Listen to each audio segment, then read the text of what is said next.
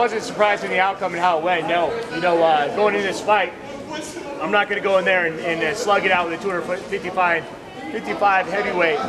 That his bread and butter is being quick and throwing bombs. For me going in here, I haven't been hit this whole tournament. I haven't been hit in the face in the Mo fight. I haven't been hit in the face in the Mitrione fight, and I'm in the finals of the Grand Prix. That was a dominant performance. Went out there, used that grappling, and mauled him.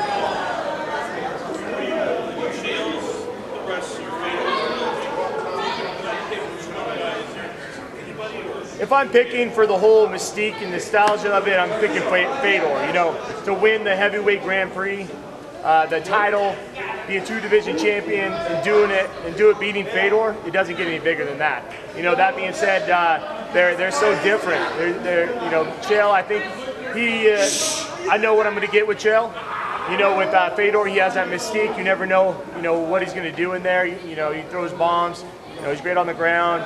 So if I have my choice, so it'd be Fedor. Ryan, you're a very quiet man, very modest man. I suppose one of the other things as well is if you get Fedor, you won't get Sonnen chomping at you for the next 5 months. Do you want to avoid him chomping at you? I don't care. I enjoy it. I can spit it back a little bit, not as well as he can, but I think it would be a fun build-up to that fight if it was Chael.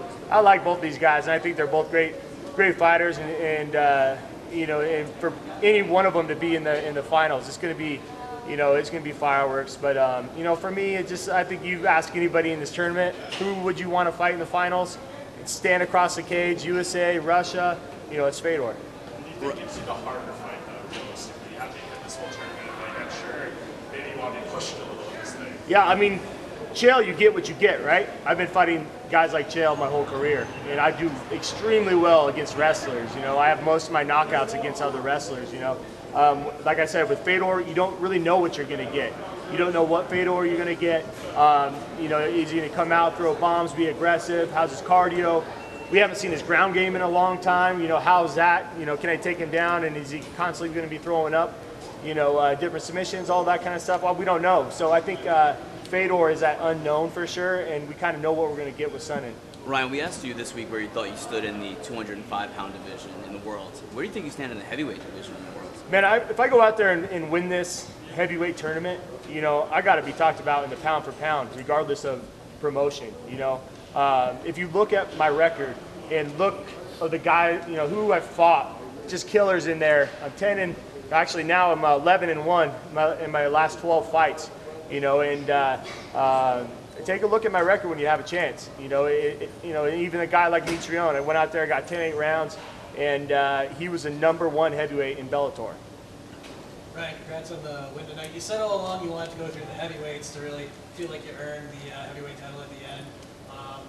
Did you feel at any point during this fight that you had a chance to finish? Because it was dominant. Were you worried about punching yourself out at all? Well, with the punches, the ref was really on me about hitting the ear, and I wasn't trying to hit him in the back of the head or anything like that. So one thing I was surprised at when I finished Linton Vassell with, he's a little skinny around the waist and whatnot, and I have a wrist ride and I start dropping bombs. With Matt, it was harder to keep him down there, and so all he had to do was kind of turn his head, and the ref was on me about hitting the back of the head, even when I was getting close to that ear. So I had to be careful there. I felt like I could have potentially finished the fight there a few times. I had a Kimura, which I didn't see his hand raised, about to tap, but his length, it was just kind of off on that Kimura, and I was kind of trying to step over his head, but it kind of lost it. You talked about the two of you are friends heading into this, it's just business. When you were in there though, what was that like? Was it any harder than any other fight? No, not really. He brought his own, different style to the fight. He was longer than I thought he would be, as far as, when he stretches out his hands, he's really long and he can move well. And when he had a burst at me, he was throwing for broke right there, everything he had into his big frame and trying to knock me out right there. But, I do that. I do this every day against guys that that are my best friends, and we train together. We go hard against each other. I've fought friends before. It's a competition for me. I'm not trying to hurt him. I'm trying to go in there and get my hand raised, Ryan, the fans were booing a little bit in the third round especially. Did that bother you at all? No, not at all. That was a mauling. It was 10-8 rounds. Like I said, against the best heavyweight in the division. And And to go back to that, I haven't been hit in this tournament. I haven't been punched in the face in 2 fights against some of the best people in the world. They're both top 10. You know, Matt Mitrione is the top 5 heavyweight in the world. Doesn't matter what promotion, if not higher. You know, he goes out there and beats guys like, I mean, Derek Lewis is fighting for the UFC heavyweight championship for the world. You know, I think Matt Mitrione goes in there and smokes him. You know, so I don't care about those blues at all. Ryan, you have done so well. You haven't been hit, like you said. If you go through this tournament and win, do you think that heavyweight could be your new home? Potentially. You know, there's guys out there that have won both belts. You know, I don't think there's guys out there that went out, won 2 belts, and then defended 2 belts. You know, so on my mind right now is going out there. And number one, you know, people were asking me before this fight, oh, the 2 division champion, like I could give a shit about it because I was concentrated on this fight. You know, now it could be a reality. You know, I win 1 more fight and I'm there. You know, so for me, it's right now in my mind, in my mindset, going into this fight, win this fight, defend light heavyweight, defend heavyweight.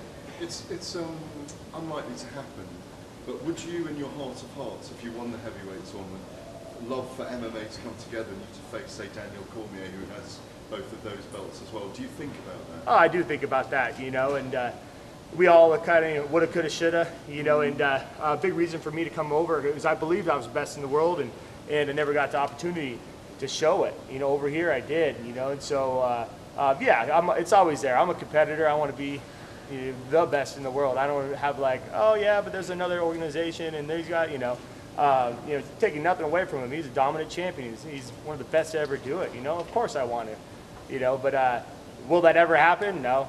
It's a shame you can't get an undisputed champion. I know, right? Way, though, I know. I think maybe later on down the road, but you know, business is business, and I get that. And you'll fight him someday. What's that? You'll fight him someday somewhere. Oh, maybe. Even if you both got on your own promotion or whatever. Oh yeah. Yeah. We're 50 years old. Right. Years back to lots of love to share. Yeah. Ever since then, you've been on a tear. You're beating guys, arguably better than Phil Davis, Matt Mitrione. What changed? What made you go from a guy who bounced from win to loss to now? Yeah. So like I was saying, you know, I'm 11-1 in the last 12 fights.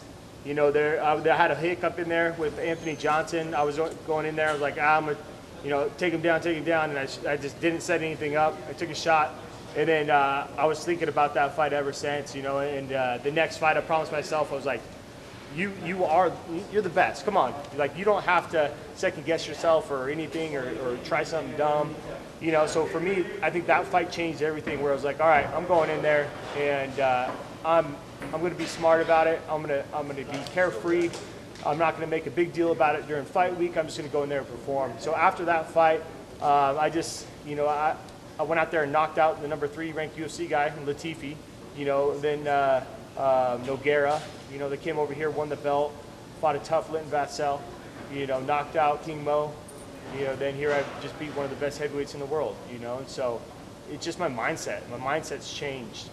When I was fighting guys like Glover, I was second guessing myself. Am I the best in the world? Do I deserve to be up here? You know, now I know I am. You're 35 now. Yep. On this streak. Is it possible this is your absolute prime at the moment? Yeah. How long do you see yourself continuing to do this? I feel the best I've ever felt, mentally, physically. You know, my body's, you know, the last couple of training camps, I've been showing up and I'm like, you know, knock on wood, I was like, how am I not, I don't have one ding, nothing, a sore toe, a shin, nothing, you know, and so for me, I'm just going to keep rolling until I don't want to do this anymore. I'm just having so much fun. My training's going amazing. I feel like I'm getting better and better every fight, so. With this tournament over fashion that, you know, you beat Channel or Fedor, like who on this roster can test you, or are you just content, you know, defending these titles this day? Yeah, there's a lot of guys out there that are you know, the best in the world, can test me for sure. You know, Phil and I always have close fights. They're boring as hell, but you know, he's always a tough dude to fight. You know, and I think he's one of the best guys in the world in 205-pound division. You know, I don't want to fight him anymore because, like I said, our fights are terrible. But you know, in the heavyweight division, you know, you got big guys in there, throw bombs, you know, but I think everybody has their weakness that I can exploit. And I mean, a lot of people talk about maybe Visasi coming up to 205. He said that. Is that Yep. a fight that would interest you, give him the opportunity to be a 2-division champion? Oh, hell yeah. You know, those kind of fights, this is where I came over Bellator. You know, when I was a light heavyweight and I won that belt, they asked me to come up and do the heavyweight tournament. You know, I didn't even know one name that was in this tournament. And we said, yes, let's do it, you know. And so here we are in the finals. Feeling good right now, Ryan. How much of that is the lack of a weight cut going into these fights? Not too much. I feel good when I fight at 205 also. It just takes one less stress off fight week. Will you be in attendance tomorrow night for the Fedor? Yeah, I'm going to head over there tomorrow morning. I'm glad I fought first. I get to sit back and watch him, you know, go at it and be carefree and have some fun. You look heavier. You look not heavier. You're obviously heavier. You look happier at heavyweight than you were at light heavy. Yeah, well, you know, going into going into a fight week, you know, you're just like, all right, I got to pull 15, 20 pounds of water out of my body, and that's a fight in and of itself. You do that, and then you're like, okay, now I have to fight another man in a cage tomorrow, and I have to get rehydrated and feel good to do that, you know. And so, one less thing I have to do. Ryan, since it came up, for us fantasy bookers, how do you think you do against Cormier? How do you think you guys match up? I think it matched up well with them, you know, especially now. If I would have matched up with them 5 years ago, you know, I don't think I'd do all that well. I feel like now I beat them, you know. It's just one of those things where it's too bad it'll never happen. I feel like you should have had that fight a few years ago, yeah. right? It was, Man, I was promised that title shot, and then they gave it to a guy that got knocked out, and is literally his last fight, and they give it to him, you know. So that was kind of the one time when I'm like, you know what, screw just fighting to try to get a championship. I was like, I'm just gonna go out there and have fun. What's the official prediction for tomorrow? Not who you want to fight. Just how you see it going out. I just don't know. I usually pick a winner. If Chell gets a takedown, that first takedown, I think he wins this whole fight. Just one takedown, because that's going to give him the confidence. He'll go on there and get a one around or whatnot. If Fedor, he stuffs 2 takedowns, I think Fedor wins that fight. It's literally 50-50 for me. If you were to win, when you were leaving the UFC, you were talking a lot of trash. You take a completely different route. You're complimenting your opponents. What's the big change? You know, there's a time there when it's like, what do I got to do to get a title fight? You know, and it was one of those things where just trying everything in the book, you know, and you know, me and Cormier were jawing at each other a little bit, and you know, trying to set up that fight. You know, I think he wanted it too, but then it just never happened, and that's what I was kind of going back to what I was telling him. It just was like, all right, I'm just going to go out there and have fun. I'm not going to worry about that title fight on the horizon. So it wasn't personally when you stormed the press conference that time? No. It wasn't personal, you were just trying to get a fight? Yeah, we're trying to get a fight. All right, follow-up question. You say you feel great at heavyweight, you look great at heavyweight. You ever look back and say, man, I should have been fighting heavyweight all along? No, I don't cut all that much weight. You know, I'm 230 weighing in, and it's not difficult for me. You know, and so I feel like the guys, you know, there's trade-offs. The guys at 205 are in better shape and faster. Guys at heavyweight takes one punch. You know, they're not as fast, but they throw hard. So one thing you kept saying is, you kept saying, hey, he's going to weigh 10 pounds, 15 pounds. He weighed 30 pounds. Yeah, so it's a lot different than you expected. Well, I thought he was going to come in low 240s. So two-part question. First part, did you feel the difference in the match? And the second part is it an advantage to be that light? Like, for example, you go against Fedor or Chael, they're going to be a lot lighter. Do you think it's going to be harder because now they can kind of match your speed? Or No, I'm used to fighting that speed. You know, Matt is that speed on the feet. You know, and so that's why people are like, oh, he's fast. He's this. He's as fast as a 205er, which I've been fighting my whole life. Oh, he's big. Yeah, but 205ers are big, but he was big in there. You know, but at the same time, it's a different big. He's big. I can't get my arms around him, this and that, but I can break him down easier than a agile 205er that's able to get to his base and pop up. You know, so. Last question, guys. Do you think it was easier, being that he was slower and heavier? I think I had more opportunities to break him down and be able to keep him on his back than a 205er. Yeah.